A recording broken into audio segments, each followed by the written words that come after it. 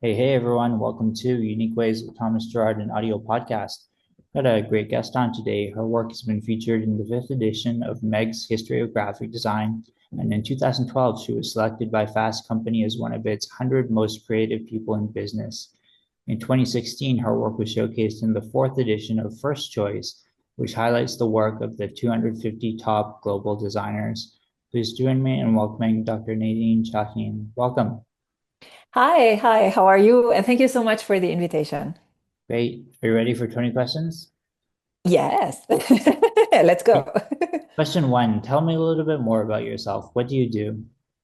So, the short answer, I'm a Lebanese type designer. So I design Arabic typefaces. The slightly longer answer is that I run my own foundry where I design Arabic typefaces for both custom type design as well as for my own library. And I also run I Love Typography, which is a font distribution platform and academy and a series of services that supports independent foundries.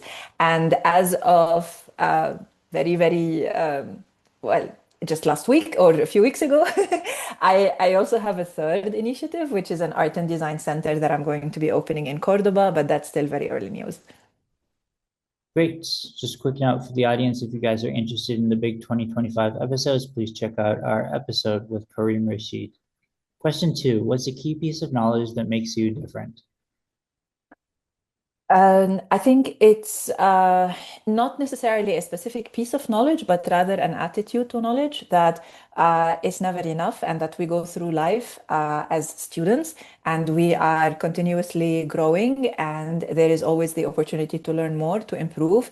And that is the sort of guiding principle I have in life. Every person I meet, I try to learn something from them, whoever they are and whatever their field of interest. Great. Question three, why this of all things? Why do you do what you do? I mean, of all the things I do, I think type design is at the heart of it. And I had a course of Arabic calligraphy and typography when I was at university, a long time ago. And our teacher, Samir Sayegh, was showing us the most beautiful Arabic calligraphy. And I was so inspired, and it was so different from the state of Arabic fonts at the time, which was really sad. And that felt like a reflection on the reality of the Arab world, and I wanted better for us, and that's why I wanted to design Arabic typefaces.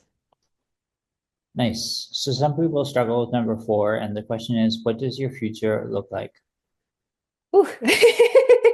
I mean, the immediate future is a lot of type design, a lot of I love typography stuff, and hopefully this new art and design center in Cordoba, where we will be looking at the intersection of the Arab world with the Western world, and creating a space for research, for design, for introspection, for retreats. And yeah, I will be picking color schemes. That's the most immediate future. I have to decide what to color the walls. This is the thing I'm most excited about.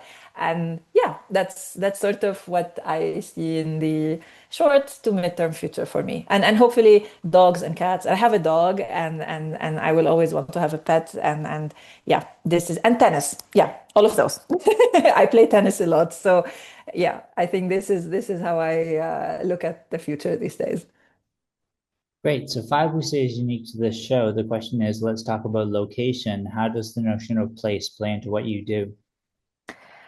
So in my life, I think it's impossible to pin down only one place because I've moved around a lot. But for me, I grew up in Beirut, and my entire inspiration for my work comes from being Lebanese and from growing up in Beirut, and so that has always been the anchor of where I go to in my head and in my heart, obviously. But at the same time, I've lived in Germany, in the UK, in France, in Dubai, and now in Barcelona. And in every place, there's a slightly different version of me, and I grow with every new place I live in, and I love to interact with new cultures and with new places.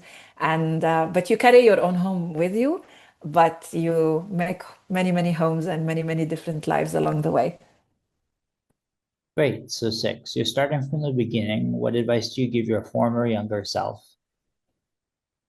It's a piece of advice that my my first like proper boss gave me when I joined Linotype, he told me that I should learn to say no. And I understood what he meant, but it was very difficult to actually learn how to say no.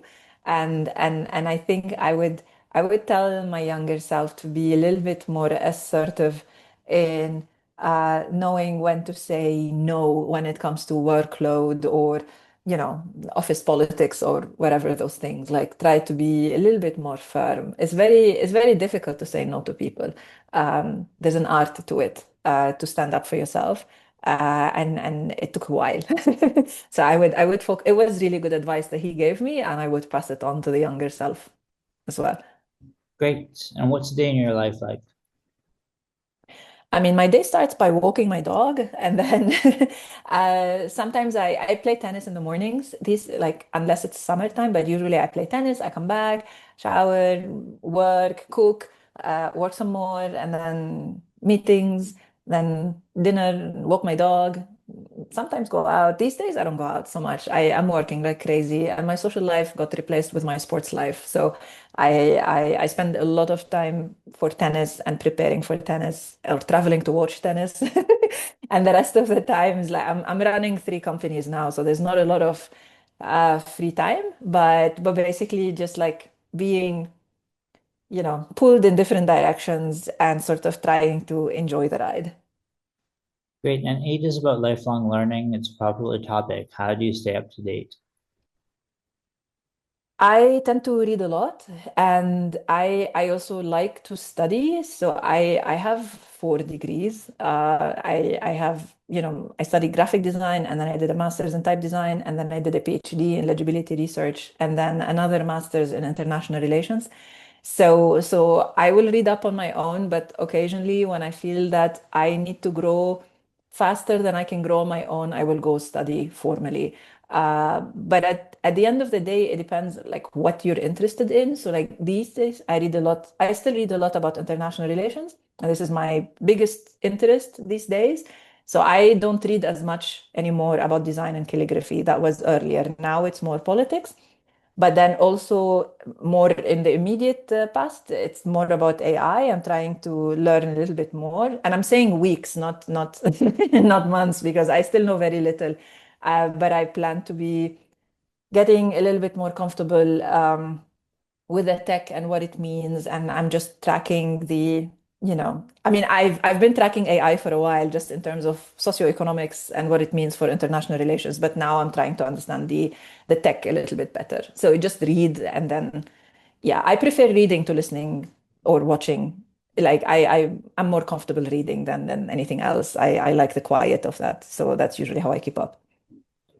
Great. So nine is about tools. Do you use both digital and analog tools?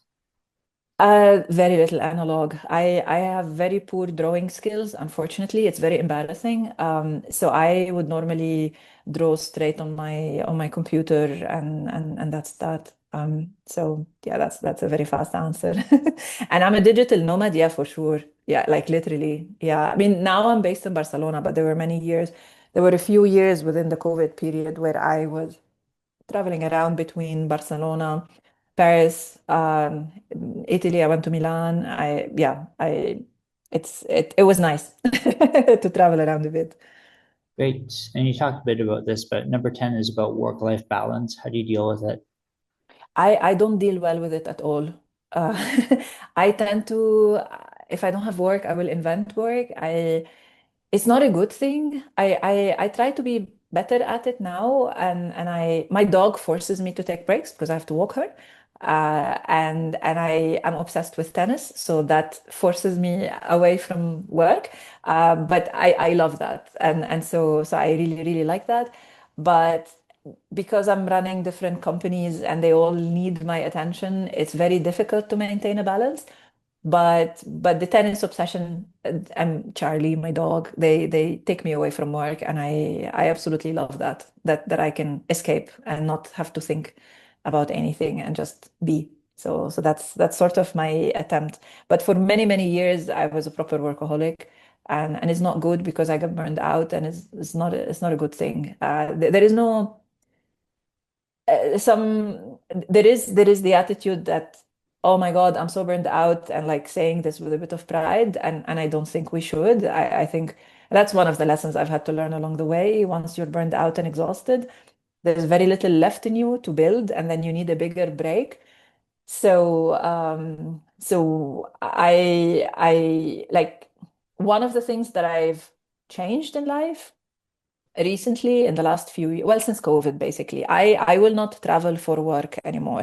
I've done that enough. I don't want to do it anymore. I mean, we've all now moved on to Zoom meetings, so I don't need to visit customers anymore. And I'm at a point in life where I don't need to go to conferences as much as before. I would love to, but I don't have to.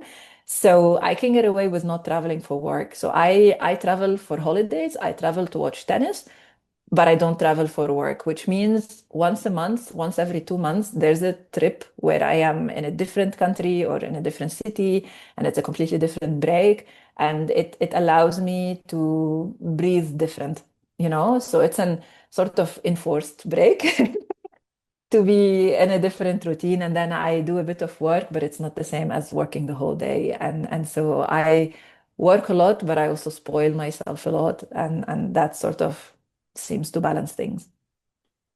Great. And if you weren't doing what you do now, what might you be doing?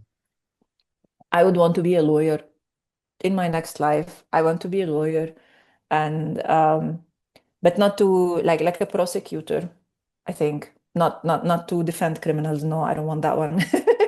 I would be a prosecutor, I think. Or maybe international law, one of the two. But like I would be definitely a lawyer. I really like that. And what would you not like to do with your career? In this one or in the hypothetical one?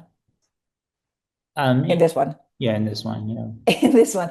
Um, I mean, there are bits of type design that I don't like to do. I don't like to design numerals. I hate them. I hate my life when I have to draw numerals.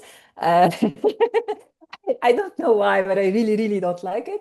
Um, for I love typography, I have to do a lot of admin work because we're a small team, and so I handle basically all the admin that we have, and that is a bit soul crushing sometimes because it's not the most fun thing to do, but at the end of the day, someone has to do it, and I am the one who is able to. So I do that, and hopefully one day I love typography will grow big enough that someone else will can handle the admin for me. But yeah, I think those two things are yeah, things I would like to do a little bit less of. great. And do you have a favorite word, quote, or sentence? Yes, yeah. The quote is by Matthew Carter, which says that a beautiful typeface is a beautiful group. It's like a beautiful group of people rather than a group of beautiful people. And which means that when you're designing typefaces, we're not drawing individual letter forms, we are drawing words. We design words. We draw the letters, but we design the words. And I think there's a lot of depth into that quote. I didn't say it properly, but that was the sentiment of it. There's a lot of depth, and if you really understand what it means, it gives you the key to be an amazing designer, because a lot of people will want to draw letters, but then once you become more experienced as a type designer, you will understand that the beauty in type design and the function, they come from the words, not just the letters. So it's not just drawing beautiful looking shapes. There's a lot more to it, and that is one of the sort of keys to unlock good type design. Great. And how about a least favorite word, quote, or sentence? Oh, I hate the marketing jargon, that like the corporate jargon. I hate it. Like the North Star, and let's leverage this, and we are thought leaders. Oh my God, when I was in a corporate environment and I would hear those things, and you would have like executives coming out and speaking as if it's a marketing book. The words become empty of meaning.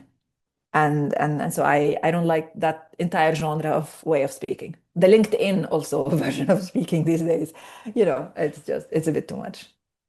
Great. And you're choosing one word to describe yourself. What word do you choose? Activist, design activist. Great. And what keeps you up at night? Oof, politics. World politics. I think there's a German word which is Weltschmerz or Weltschmerzen, which is like a pain at the situation of the world, the state of the world. I worry a lot about I mean, I'm from the Middle East, I'm from Lebanon, that region, my region is on fire. So it's been a very tough 2 years. And so just watching what has been happening and seeing, the far right take over everywhere in the Western world, they're on the rise almost everywhere. So and then there's AI. So there's a lot of, existential dread of the state of technology, the state of humanity. And yeah, that it's not a good time. Like my life is a bit of there's the shallow level of everyday, like I love my jobs, because there's plural. I love what I do. I love my day-to-day life. I am happy in Barcelona. But then if you dig a little bit deeper, there's an existential dread at the heart of it. Watching genocide for 2 years has not been easy, and my country getting invaded, we're still getting bombed every day almost, and there's an existential crisis ahead of my country, and so it's not very good. So I think the politics, the state of the world, and just people. I think this is it's difficult to get through. Okay. And final stretch here. What's a dream you're chasing? Um, I think I don't know, several dreams all at once, but I would like the Cordoba thing to become a reality, because like I've bought the house now, and Cordoba is in the south of Spain. It's in Andalusia. It used to be part of the Arab part of Spain. And now is, this beautiful city, and I've bought this house, and I will renovate it and make it into this peaceful space for creativity. And that's the current dream. The house is called the Betel Yasmin, which is Jasmine House.